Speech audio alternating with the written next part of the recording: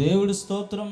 తను అడుగు వారికి దేవుడు నిశ్చయముగా పరిశుద్ధాత్మను అనుగ్రహిస్తాడు. ప్రియులారా, మనం పరిశుద్ధాత్మను అడగాలి, పరిశుద్ధాత్మ కోసం కనిపెట్టాలి. పరిశుద్ధాత్మ కోసం మనం కనిపెట్టినప్పుడు నిశ్చయముగా పరిశుద్ధాత్మను మనం పొందుతాము. పరిశుద్ధాత్మను మనం పొందడము ద్వారా మనం సంపూర్ణమవుతాము. ప్రియులారా, పరిశుద్ధాత్మను పొందినప్పుడు సంపూర్ణము కావు, కానీ ఈ అభిషేకము ద్వారా మనల్ని సంపూర్ణతలోకి తీసుకెళ్తుంది. అభిషేకం మనల్ని సంపూర్ణతలోకి తీసుకెళ్తుంది.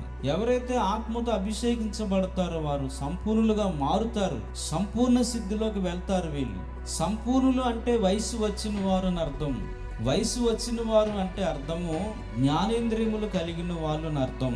జ్ఞానేంద్రియములు అంటే మేలు కీళ్ళు వివేచించే సాధకము చేయబడిన జ్ఞానేంద్రియములు అనగా చూసే కన్నులు, వినే చెవులు, రుచి చూసే నాలుక, స్పర్శ తెలుసుకునే చర్మము, సువార్త కొరకు పరిగెత్తే పాదములు, దేవుని సేవ కోసం ఉపయోగపడే చేతులు, ఇవి జ్ఞానేంద్రియములు. ఈ జ్ఞానేంద్రియములు, పంచ జ్ఞానేంద్రియములు ఎవరికైతే ఉంటాయో వాళ్ళే సంపూర్ణులు అవుతారు. వాళ్ళు వయసు వచ్చిన వారు. ఇలా వయసు రావాలని దేవుడు కోరుకుంటున్నాడు. మాకు ఒక చిన్న చెల్లెలు కలదు, దానికి ఇంకా వయసు రాలేదు. వివాహ కాలం వచ్చినప్పుడు మేము దాని విషయం ఏం చేయదము అని పరమగీతం 8వ అధ్యాయం 8వ వచనం రాయబడి ఉంది. వివాహ కాలం వచ్చినప్పుడు ఈ వయసు రాని చెల్లెల నిమిత్తము ఏమి చేయదము అని ఈ సులమతి సంఘం చెప్తుంది. ప్రియులారా, వయసు రావాలి. ఎందుకంటే పెండ్లి కుమారుడు త్వరగా రాబోతున్నాడు. పెండ్లి కుమారుడు పెండ్లి కుమార్తె కొరకు రాబోతున్నాడు.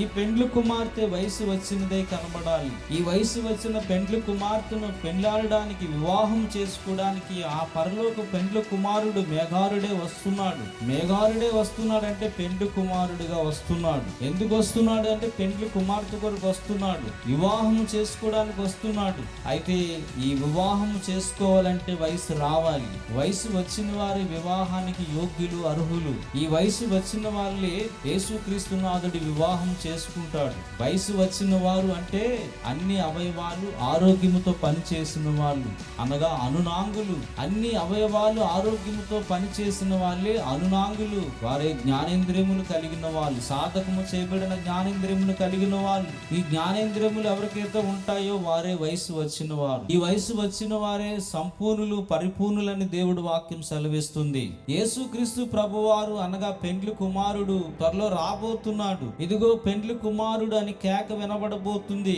కడబోర మ్రోగునప్పుడు 7వ దూత బోర ఊదినప్పుడు మహాశ్రమల కాలం మధ్య కాలముల అర్ధవారములో అబద్ధ క్రీస్తు దేవాలయములకు వెళ్ళి కూర్చున్నప్పుడు యేసుక్రీస్తు ప్రభువారు పెండ్లి కుమారుడిలా వస్తాడు మధ్యాకాశానికి.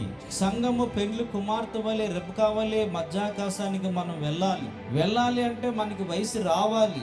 వయసు రావాలంటే మనకి మేలు కీళ్ళు వివేచించే జ్ఞానేంద్రియములు, సాధకము చేయబడిన జ్ఞానేంద్రియాలు మనకు ఉండాలి. అలా జ్ఞానేంద్రియములు కలిగిన వాళ్ళే సంపూర్ణ సిద్ధి పొందిన వాళ్ళు, సంపూర్ణులు, క్రీస్తుకు సాటైన సహాయకులు, క్రీస్తు కలిగిన సంపూర్ణతకు సమానమైన సంపూర్ణత కలిగిన వాళ్ళు అవుతారు. వీరే వివాహానికి యోగ్యులు, అర్హులు. కనుక దేవుని ఆత్మతో మనం అభిషేకించబడాలి. అలా అభిషేకించబడిన నాడే మనము సంపూర్ణ సిద్ధిలోకి మారుతాము, సంపూర్ణులుగా మనం మారుతాము. అభిషేకం మళ్ళీ సంపూర్ణతలోకి నడిపిస్తుంది. ప్రియులారా, కనుక మనము అడగాలి. నిశ్చయముగా తను అడుగు వారికి పరిశుద్ధాత్మను దేవుడు ఎంతో నిశ్చయముగా అనుగ్రహిస్తారట. పరిశుద్ధాత్మను అడిగే వారికి దేవుడు నిశ్చయముగా తన ఆత్మను అనుగ్రహిస్తాడు. మనము సందేహించగా విశ్వాసముతో పరిశుద్ధాత్మ కోసం కనిపెట్టి అడిగినప్పుడు విధేయతతో లోబడుతూ, దేవునికి లోబడుతూ, దేవుడు మాట వింటూ, దేవుడు తన అడుగు వారికి తన ఆత్మను అనుగ్రహిస్తాడన్న నమ్మకముతో, విశ్వాసముతో మనం ప్రార్థన చేసినప్పుడు పరిశుద్ధాత్మను దేవుడు మనకి మీద కుమ్మరిస్తాడు. పరిశుద్ధాత్మ మనకు అనుగ్రహిస్తాడు. ఆ పరిశుద్ధాత్మ ద్వారా మనము సంపూర్ణంగా మారుతాము. ప్రియులారా, పరిశుద్ధులు సంపూర్ణులు కావాలండి. క్రీస్తుని గురించిన మూలోపదేశం మాని మనం సంపూర్ణమవుటకు సాగిపోవాలని లేఖనం సెలవిస్తుంది. పౌలు అంటున్నాడు, ప్రతి మనుషుని క్రీస్తునందు సంపూర్ణంగా చేసి ఆయన ఎదుట నిలబెట్టాలంటున్నాడు. యేసయ్య 2వ రాకడ సమయంలో రక్షింపబడిన ప్రతి విశ్వాసి సంపూర్ణుడిగా మారి ఆయన ఎదుట నిలబడాలి.